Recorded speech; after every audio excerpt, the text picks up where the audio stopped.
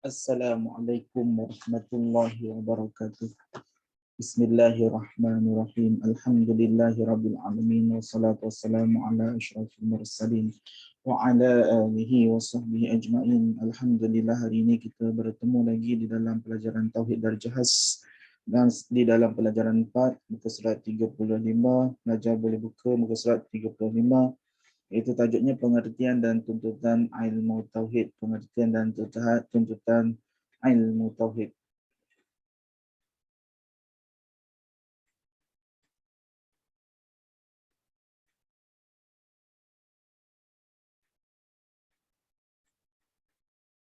Kita mulakan pelajaran kita pada hari ini dengan doa sebelum belajar. Bismillahirrahmanirrahim. Allahumma aftah alaina hikmataka wa anshur alaina min khazaini rahmatik. ربنا اشرح لنا صدورنا ويسر لنا أمورنا اللهم أخرجنا من ظلمات الوهم وأكرمنا بنور الفهم وافتح لنا بمعرفة العلم ونور قلوبنا وسهل لنا أبواب فضلك يا أرحم الراحمين وصلى الله على سيدنا محمد وعلى آله وصحبه وسلم والحمد لله رب العالمين.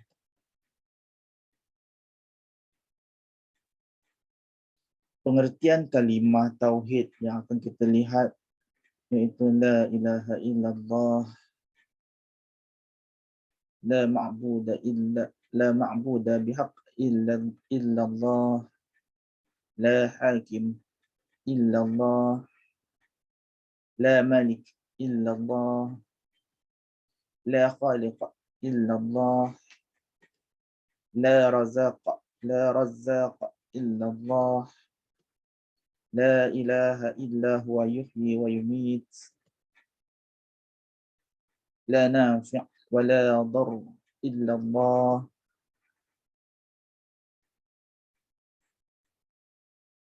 la hawla wa la quwwata illa billah, la mujibat da'wati illallah, la dinal haq illa dinullah, la khasyata wa la khawfa illa 'ala Allah, la ghayata hub illa 'ala Allah, la razzaqa illa Allah. Baik, pengertian kalimah tauhid yang akan kita lihat tadi, kita lihat huraiannya. Kalimah la ilaha illallah adalah kalimah yang memisahkan antara Islam dan kufur. Orang Islam dengan orang kafir. Bila orang kafir dia telah mengucap kalimah la ilaha illallah, dia jadi orang Islam.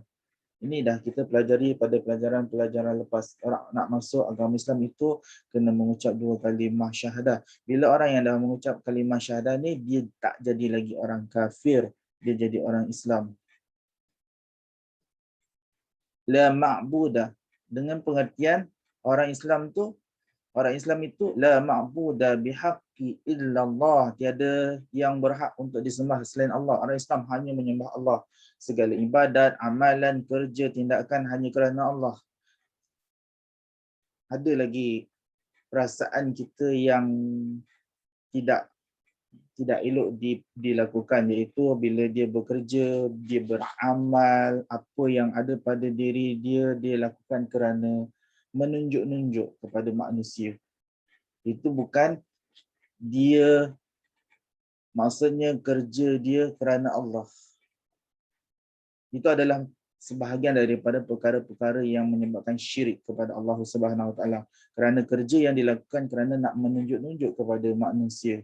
Tindakan amalan dia kerana nak menunjuk-nunjuk kepada manusia. Itu dah dikira sebagai satu perkara yang syirik. Berhati-hati apabila kita melakukan suatu kerja, amalan, tindakan, terutama pelajar-pelajar bila buat satu kerja, menolong guru, ibu bapa untuk menunjuk-nunjuk kepada yang lain adalah satu perkara yang syirik. Yang kedua, la hakima illallah, tiada hakim yang berhak menentukan hukum selain Allah. Hukuman sahaja yang mutlak. Hukumnya sahaja yang mutlak. Hukum Allah Ta'ala sahaja yang mutlak, sesuai untuk setiap masa dan sesiapa saja. Hukuman Allah itu sesuai untuk siapa saja, setiap masa. Allah perintahkan hukum solat itu wajib. Wajib solat pada setiap masa sampai hari kiamat kita diwajibkan solat. Wajib mencari rezeki.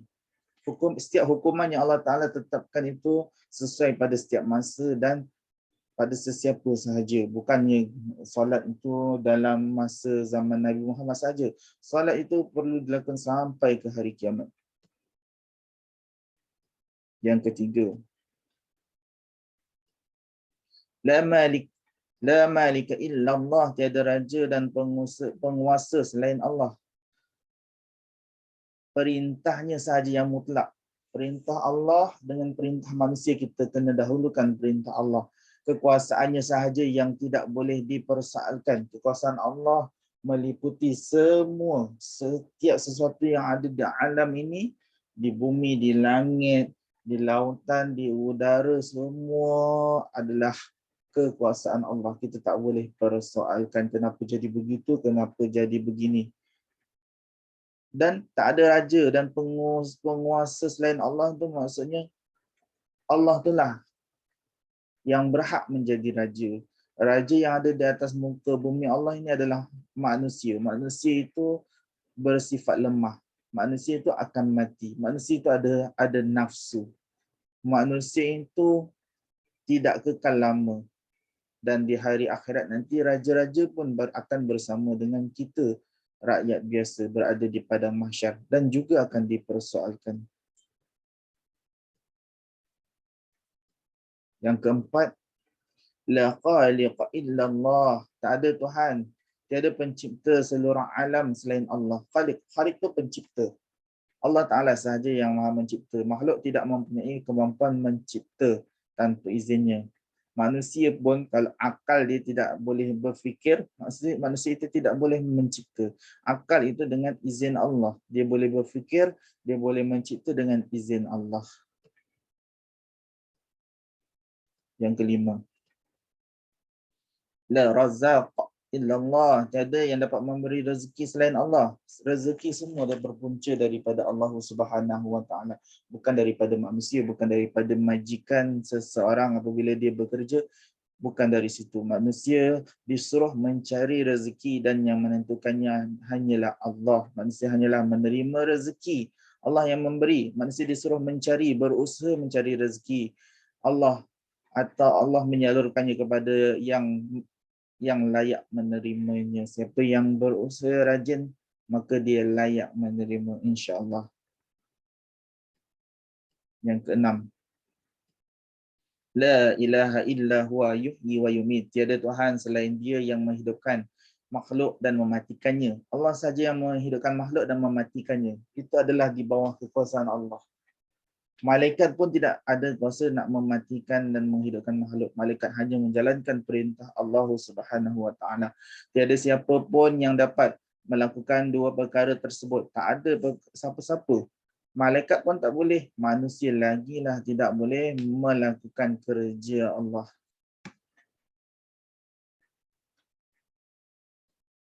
Nombor 7.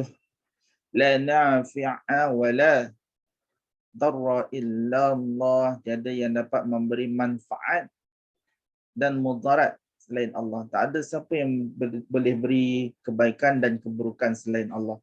Manusia tidak boleh mendabik dada atas kedudukan. Manusia tak boleh besar diri, bangga dengan kedudukan mereka dan kekuasaannya yang boleh memberi atau menarik balik pemberian kepada orang-orang lain. Ni pada orang-orang yang berharta, orang-orang yang kaya, tak boleh menganggap diri dia lebih berkuasa daripada orang-orang miskin.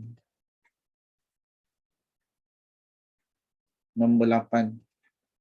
La haula wala quwwata illa billah, tiada daya dan tiada kekuatan kecuali dengan Allah. Ini kalimah yang selalu kita sebut. Kalimah yang selalu menjadi zikir kita. Kita tak ada daya, tak ada kekuatan kecuali dengan Allah, dengan izin Allah, dengan kehendak Allah. Dia dan kekuatan manusia. Daya dan kekuatan manusia amat terbatas dan tidak berkesan. kekuatan manusia. Kalau manusia itu makan barulah dia kuat. Kalau manusia tak ada makanan, tak ada minuman, maka manusia akan jadi lemah. Itulah maksudnya terbatas dan tak ada kesan. Yang ke-9. La mujibad da'awat illallah. Tiada yang dapat memperkenankan segala permohonan. Da'awat, segala permohonan kecuali Allah illallah. Allah saja yang boleh memperkenankan permohonan manusia. Walaupun berpuasa, tidak akan dapat memenuhi permintaan orang lain tanpa izin Allah. Kadang-kadang kita buat sesuatu, lakukan sesuatu, berusaha bersungguh-sungguh, Allah Ta'ala tak izinkan, tak jadi.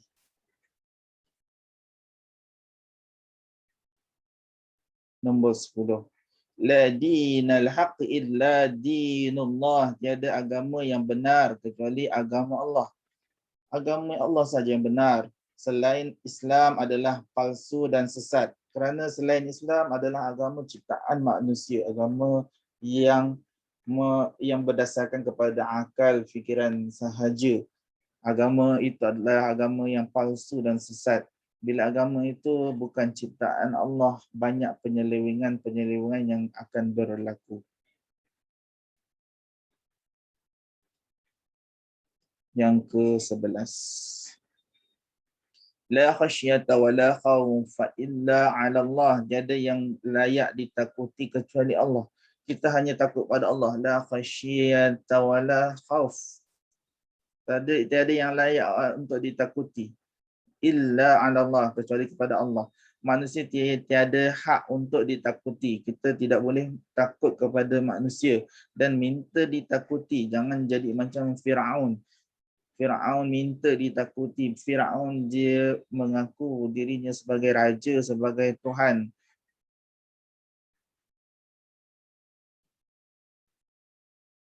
Yang ke-12.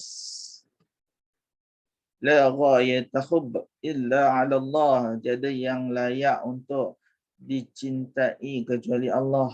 Cinta Allah itu cinta yang kekal selama-lamanya. Cinta manusia adalah cinta yang sementara. Manusia akan mati. Cinta Allah itu kekal selama-lamanya kerana Allah tidak akan mati.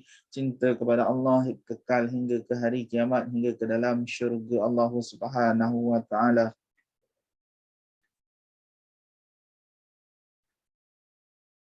Dan bila di hari kiamat, belum tentu kita akan bersama dengan orang-orang yang kita cintai. Belum tentu kita akan jumpa. Bila dalam syurga, barulah mungkin kita akan berjumpa.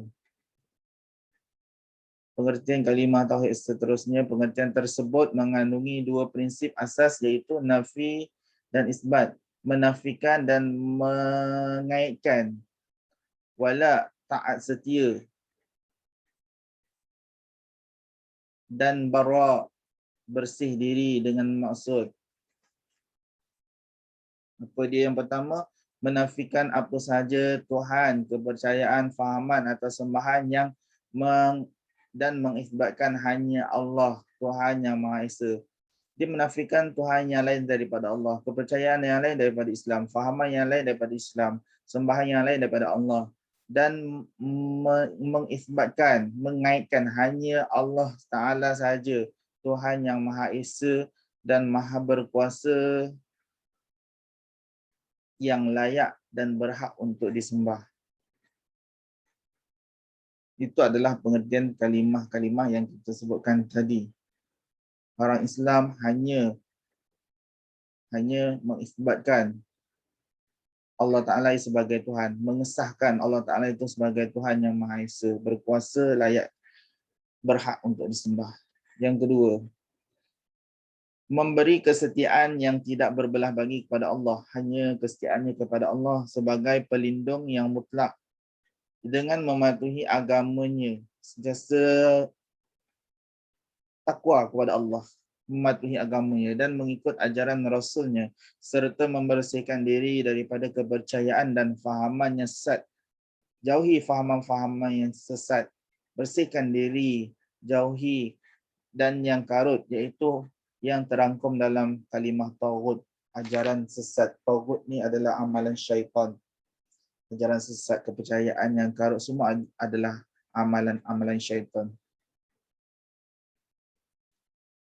Pengertian kalimah tauhid iaitu daripada firman Allah Subhanahu wa taala, a'udzubillahi minasyaitonirrajim, la ikraha fid din qad tabayyana ar-rusydu minal ghayy faman yakfur bit-taghuti wa yu'min billahi faqad istamsaka bil urwatil wuthqa la infisama laha wallahu samii'un 'alim.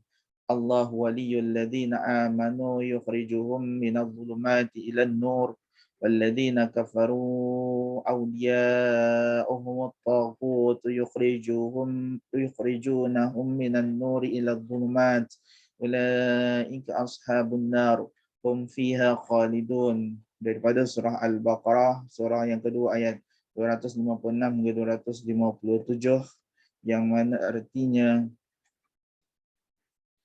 tidak ada paksaan dalam agama Islam kerana sesungguhnya telah nyata kebenaran Islam dari kesesatan kufur. Orang yang pandang Islam, dia nampak Islam itu agama yang selamat dari kesesatan. Oleh itu, sesiapa yang tidak percayakan taghut, dia dan ia pula beriman kepada Allah, maka sesungguhnya ia telah berpegang kepada simpulan tali agama yang teguh. Ayat ni lah yang kita nak, alhamdulillah, yang tidak akan putus. Dan ingatlah, Allah Maha mendengar lagi Maha mengetahui. Allah pelindung yang mengawal dan menolong orang-orang yang beriman. Ia mengeluarkan mereka dari kegelapan kufur kepada cahaya iman, dan orang-orang yang kafir, penolong-penolong mereka ialah tagut. Ingat tu, orang kafir penolong mereka adalah syaitan yang mengeluarkan mereka dari cahaya iman kepada kegelapan. Syaitan tu mengajak kepada kegelapan. Mereka itulah ahli neraka. Syaitan tu ahli neraka. Mereka kekal di dalamnya. Jangan kita ikut jejak langkah syaitan. Setiap orang yang mengucapkan kalimah tauhid hendaklah menyedari dan mengakui hanya Allah Ta'ala sahaja yang layak dipohonkan dan disembah melakukan melalui amal ibadah. Kita hanya minta pada Allah yang layak untuk disembah dan minta pertolongan dengan sepenuh hati dan rasa cinta kepada Allah, kepadanya, mahabbah, cinta kepada Allah, mengagungkan dan memuliakan, ijlal dan ikram, hanya berlindung dan memohon keampunan dan limpah kurnianya, inabah, serta mengagungkannya, ta'zim. Itulah kita yang apa yang kita kena lakukan dalam ibadat kita. Cinta pada Allah, berlindung, memohon keampunan, mengagungkan, memuliakan dan mengagungkan Allah Subhanahu wa taala.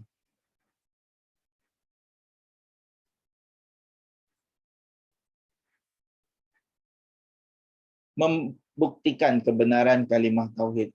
Macam mana nak buktikan kebenaran kalimah tauhid kita? Orang yang mengucap la ilaha illallah perlu membuktikan kesetiaannya kepada Allah Ta'ala. Macam mana kita nak buktikan kebenaran kalimah tauhid yang kita ucapkan setiap hari? Setiap hari dalam salat kita ucapkan 2 salat zuhur, 2 salat asar, 2 salat maghrib, 2 salat isyak dan 1 salat subuh di dalam bacaan tasyahud. Yang pertama, melakukan ibadat dengan ikhlas kerana Allah. Ibadat tu dengan ikhlas. Ikhlas. Lakukan ibadat dengan ikhlas, baru dapat pahala. Ikhlasul ibadati lillahi wahdah. Ikhlas kepada Allah yang satu. A'udzubillahi minasyaitonirrajim. وَمَا أُمِرُوا إِلَّا لِيَعْبُدُوا اللَّهَ مُخْلِصِينَ لَهُ الدِّينَ. Surah Al-Bayyinah ayat 98, ayat 5, surah Al-Bayyinah surah 98. Artinya, padahal mereka tidak diperintahkan melainkan supaya menyembah Allah dengan mengikhlaskan ibadah kepadanya. Allah perintahkan ibadat tu dengan ikhlas kepada Allah. Itu perintah Allah. Yang kedua, nak buktikan kebenaran kalimah tauhid kita la ilaha illallah tadi, menghalakan tujuan dan harapan hanya kepada Allah serta pasrah kepadanya. Kita minta doa pada Allah dan kita bertawakal kepadanya. Rabbana 'alaika tawakkalna wa ilaika anabna wa ilaikal masir. Surah Al-Mumtahinah ayat 4. Wahai Tuhan kami, kepada Engkau lah sahaja kami berserah diri. Tawakkalna, kami berserah diri, dan kepada Engkau lah kami rujuk bertaubat. Ana benar, serta kepada Engkau lah juga tempat kami kembali. Al-Masir.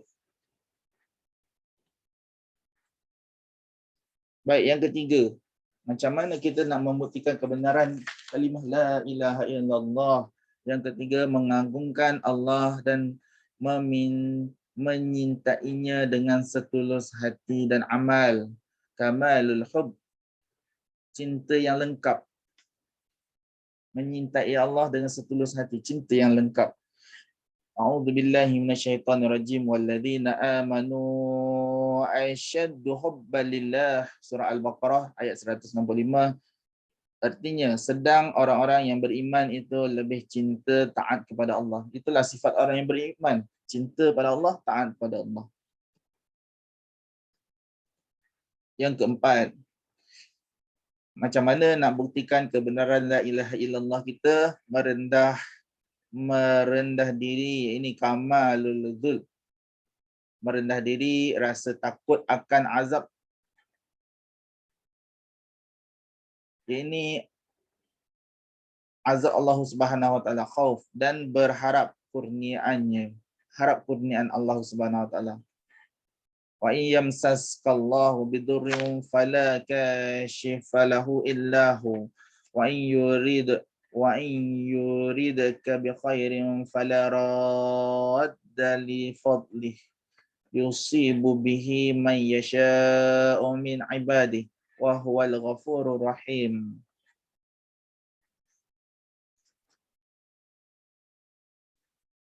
Kita rasa takut hanya kepada Allah Subhanahu wa taala, merendah diri hanya kepada Allah Subhanahu wa taala dengan azabnya.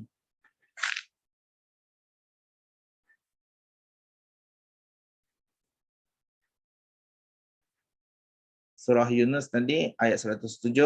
Dan jika Allah mengenakan engkau dengan sesuatu yang membahayakan, maka tiada siapa pun akan dapat menghapuskannya melainkan Dia. Dan jika Ia menghendaki engkau beroleh sesuatu kebaikan, maka tiada siapa pun yang akan dapat menghalangi limpah kurnianya. Allah melimpahkan kurnianya itu kepada sesiapa yang dikehendakinya dan dari hamba-hambanya. Dan dialah yang maha pengampun lagi maha mengasihani. Allah Ta'ala itu maha hebat. Tak ada siapa yang boleh halang kerja-kerja Allah.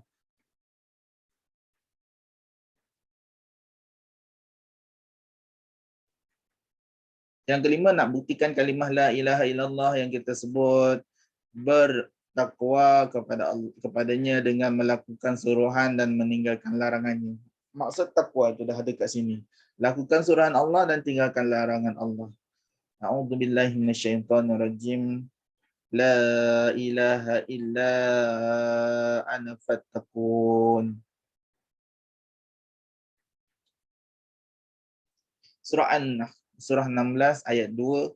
Tiada Tuhan melainkan Engkau.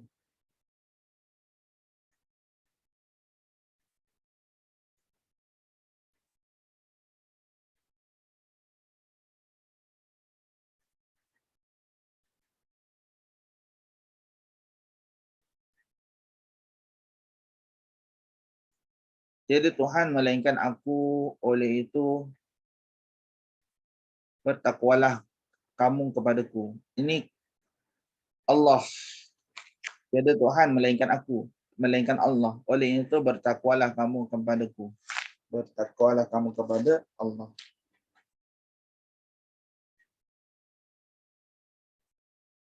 Okey, kita lihat tuntutan kalimah tauhid. Ada banyak tuntutan kalimah tauhid. Yang pertama, tuntutan ilmu. Yang kedua, tuntutan iman dan akidah. Orang yang nak belajar, orang yang belajar tauhid tu dia kena ada ilmu, dia kena ada iman.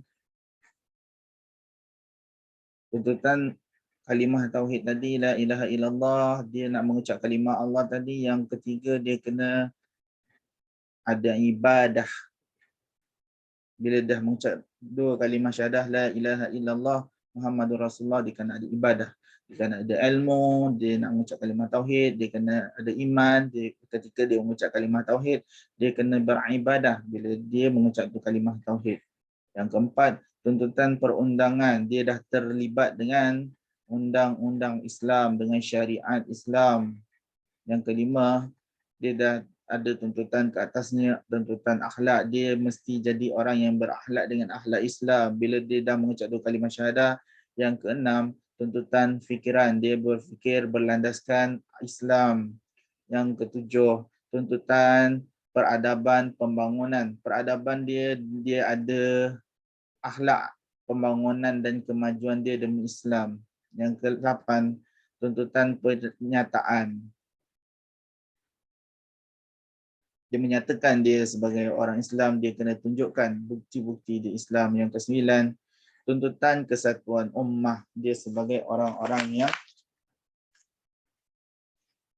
mengucap kalimah syahadah sama seperti seluruh orang Islam mengucap kalimah syahadah. Baik, kita lihat yang pertama dahulu, yang lain kita akan sambung pelajaran akan datang. Pertama ini tuntutan ilmu. Orang yang mengucap kalimah syahadah, dia kena ada tuntutan ilmu. Dia kena belajar. Dia kena belajar. Bila dah mengucap dua kalimah syahadah, dia kena cari ilmu. Dia kena belajar. Tuntutan ilmu iaitu tuntutan ilmu mengandungi dua pengertian, iaitu dia kena belajar ilmu akidah dan ilmu selainnya.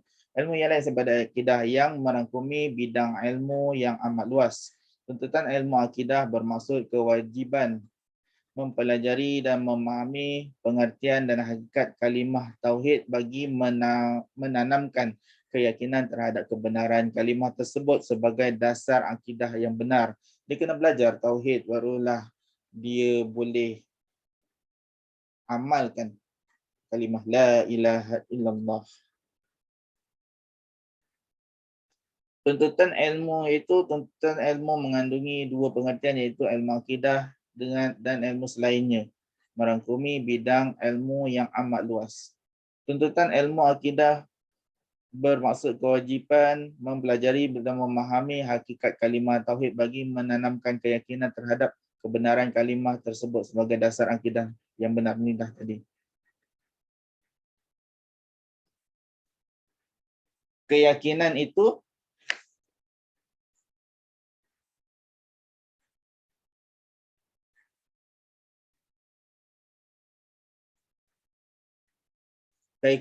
akan menimbulkan pengakuan seperti yang dirumuskan oleh Said Hawa, bahawa tidak ada tempat menggantungkan ketenangan, ganjaran, kasih sayang dan pujian. Tidak ada kekuasaan dan tempat untuk mencurahkan ketaatan. Segala kebesaran dan kesucian tidak ada yang maha agung dan maha hakim selain Allah sahaja. Allah Ta'ala sahaja yang maha agung, maha hakim, maha besar, maha suci, tempat kita menggantungkan ketaatan kita, pujian kita, kasih sayang kita, ketenangan kita, ganjaran. Dia juga pembuat undang-undang syariat dan tidak ada kekuasaan ke atas undang-undang itu melainkan dia. Dia yang memiliki kedudukan dan kebesaran, kesempurnaan dan martabat yang agung, maha suci Allah, tiada sekutu baginya. Allah tu mempunyai undang-undang syariat, kekuasaan ke atas undang-undang, melainkan ke atas undang-undang itu. Allah itu mempunyai undang-undang yang sangat hebat. Kekuasaan Allah itu sangat hebat. Allah Ta'ala saja yang memilikinya.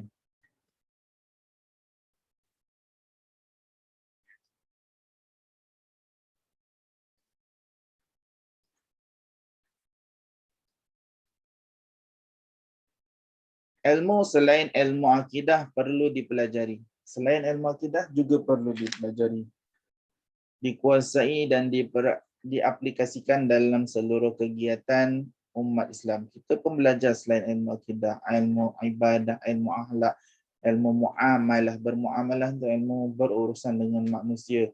Kita banyak belajar tentang ilmu tentang dunia,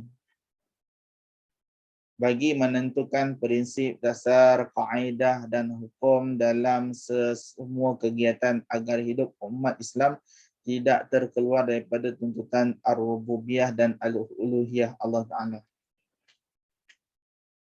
Allah itu Tuhan dan Tuhan yang memiliki seluruh alam. Tanpa penguasaan ilmu-ilmu tersebut, kehidupan umat Islam akan mudah diadun dalam acuan dan sistem sekular. Kalau tak ada benteng agama dalam kehidupan kita, kita akan terjebak dalam sistem sekular. Kita kena belajar tentang ilmu-ilmu Islam dalam bidang bermuamalah. Mana yang haram, mana yang halal, yang dibolehkan, yang tidak dibolehkan. Kalau tak, kita akan terjebak dalam sistem sekular secara langsung dan secara tidak langsung.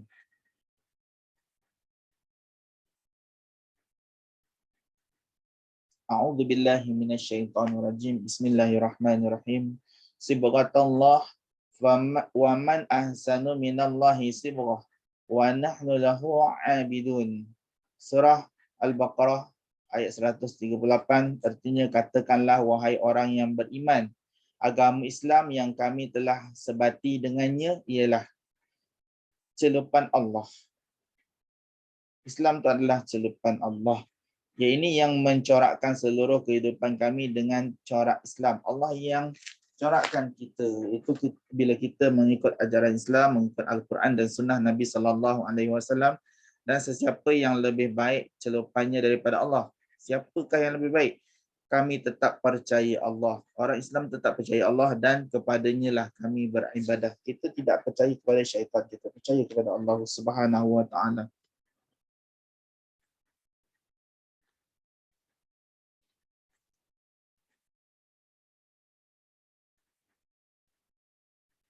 Ini adalah hadis Nabi SAW. Panjang hadis ini, tapi saya terambil sikit. Sebelum ni ada. An Muawiyah radhiyallahu anhu qala Rasulullah SAW, man yuridillahu bihi khairan yufaqihu fid din. Muttafaq alaih. Hadis yang disepakati oleh para ulama. Artinya daripada Muawiyah radhiyallahu anhu, katanya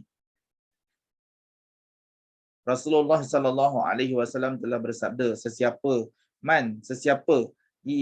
yuridillah, yang Allah kehendaki, bihi khairan, kebaikan yang banyak kepadanya, yufaqihu fid din, maka Allah akan meluaskan pengetahuannya dalam hukum agama. Orang yang banyak pengetahuan dalam hukum agama, Nabi sebut adalah orang yang banyak kebaikan pada dia. Mungkin sekian sahaja pelajaran kita untuk Tauhid untuk hari ini. Kita akhiri dengan doa selepas belajar. Bismillahirrahmanirrahim. Rabbana la tuzigh qulubana ba'da idh hadaitana wa hab lana min ladunka rahmah innaka antal wahhab. Ya Fattahu ya Alim, iftah qulubana futuhal arifin. Allahumma inna nastaudi'uka ma'alam tanahu farduduhu ilayna inda hajatina ilaihi wa la tunsinahu ya rabbal alamin. Wa sallallahu ala sayyidina Muhammad wa ala alihi wa sahbihi wa sallam. Walhamdulillahi rabbil alamin. Sekian. Nantikan soalan Google Form daripada saya dan soalan tulis daripada saya. Assalamualaikum warahmatullahi wabarakatuh.